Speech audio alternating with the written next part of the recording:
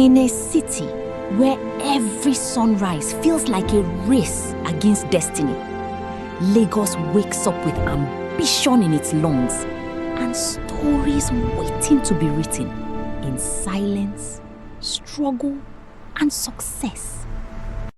Steve was not just another man in Lagos.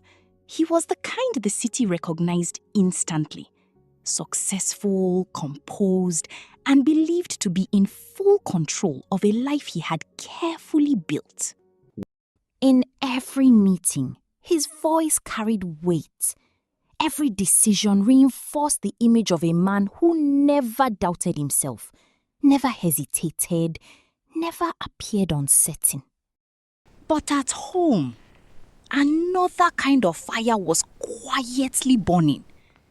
In Amara's hands, ordinary meals became something deeper, something almost spiritual. To Amara, cooking was never routine.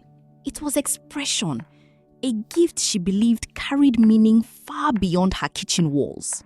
But Steve never saw it. As he moved through his world of meetings and decisions, he passed right beside a destiny he did not yet recognize. And at the dinner table, two people who shared a home sat in silence that spoke louder than words ever could.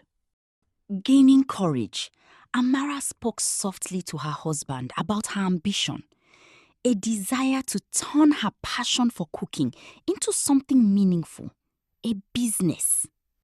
But before her dream could breathe, Steve quickly brushed it off, not with anger, but with fear disguised as certainty. And in that dismissal, Amara chose not to fight.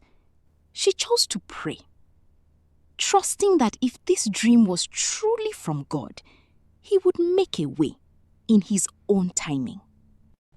When the world around her grew quiet, Amara took everything she could not say out loud and placed it before God, trusting that even silent prayers could still be heard. She wasn't praying for things to be easy. She was praying for God to soften Steve's heart and allow her to pursue her God-given passion, even when the resistance grew day by day. And in a place filled with voices and worship, her spirit found something deeper than noise, a quiet assurance that her story was still in God's hands. The confirmation of her passion came in a simple conversation from one of the church members. Just a moment that most people would overlook, but one that carried the weight of something greater. The lady was requesting Amara to cater for her son's graduation.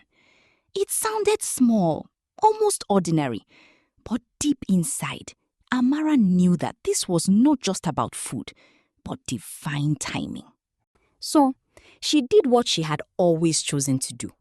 She went home first, choosing honor over excitement and respect over rushing ahead, asking Steve for his blessing to do the catering for the graduation. Because what Steve was facing was his own fears, which he had never spoken about, but could no longer ignore. He feared that Amara would change and start being disrespectful toward him if she started making her own money. And in that moment, he agreed and decided to give Amara the benefit of the doubt. Not because he fully believed in it, but because something told him to allow it, even if he didn't understand why. When the day finally came, something undeniable happened. Every plate she served carried something people could not explain, but could not ignore. And in a single moment, everything shifted. One taste turned into surprise, surprise into whispers, and whispers into something far greater than she had ever imagined. What started as one opportunity refused to stay small. calls began to come in, one after another, until even she realized this was no longer just a moment, it was becoming something more. And from a distance, Steve watched. Not interrupting, not supporting, just observing. Something he could feel changing, but didn't yet know how to control. And from a distance, Steve watched. Not interrupting, not supporting, just observing. Something he could feel changing, but didn't yet know how to control. But in Steve's mind, something else was growing. Not anger, not yet. Just thoughts. Questions that refuse to stay quiet. What if she changes? What if success pulls her away? What if the balance he once controlled begins to slip from his hands? And slowly, those thoughts found a voice.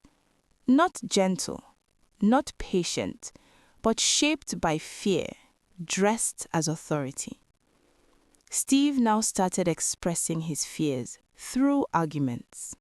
What if she changes? What if success pulls her away? What if the balance he once controlled begins to slip from his hands? And once again, she returned to the place that held her together. Not broken this time, but strengthened, grounded in something deeper than circumstance. Then one day, without warning, as Steve was in his office, the very ground beneath him shifted. In a single moment, the stability he trusted was taken from him.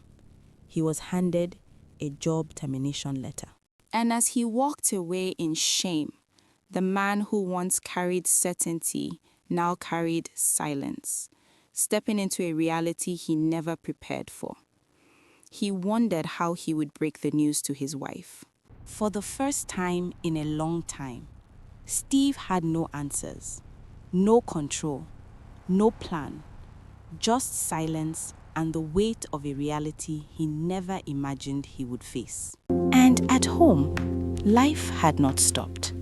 Quietly, steadily, Amara continued with her food business, not knowing the storm her husband was carrying back to her.